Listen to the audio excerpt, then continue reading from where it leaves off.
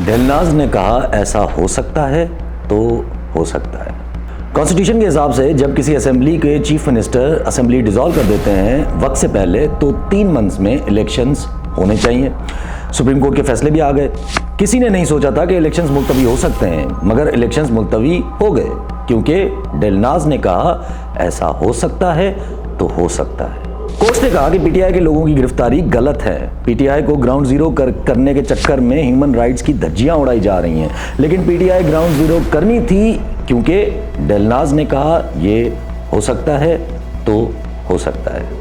कल Islamabad high court ने यह फैसला दिया था कि तोशाखाना केस जो इमरान खान साहब के खिलाफ फ्लैश की स्पीड से चल रहा है वो उसकी कॉग्निजेंस ही गलत है।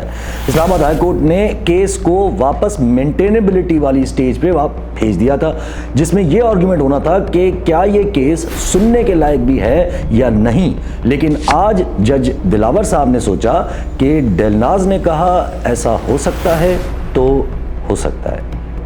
डिजिटल सेंसस पे छोटी सी छोटी पॉलिटिकल पार्टी से लेकर बड़ी से बड़ी पॉलिटिकल पार्टीज के इख्तिलाफात थे। सीएम सिंध साहब ने 3 दिन पहले ही कहा था कि हम सीसीआई में इसका अप्रूवल नहीं देंगे।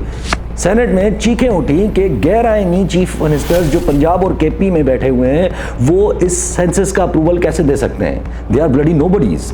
सबने कहा कि अगर सेंसस अप्रूव हो गए तो जनरल इलेक्शंस भी मुलतवी हो जाएंगे। सबने कहा कि सेंसस के बाद सीट्स को बढ़ना और कम होना कॉन्स्टिट्यूशनल अमेंडमेंट से होता है और इस वक्त असेंबली में इतने नंबर्स ही नहीं। सबने कहा कि केयर टेकर सेटअप में तो असेंबली होंगी ही नहीं, फिर सीट्स में ऊपर नीचे कौन करेगा।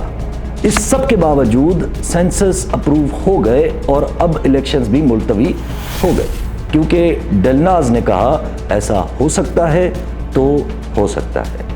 इस डेलनाज से लड़ना या जीतना मुश्किल है क्योंकि इस डेलनाज के प्रेम बहुत है।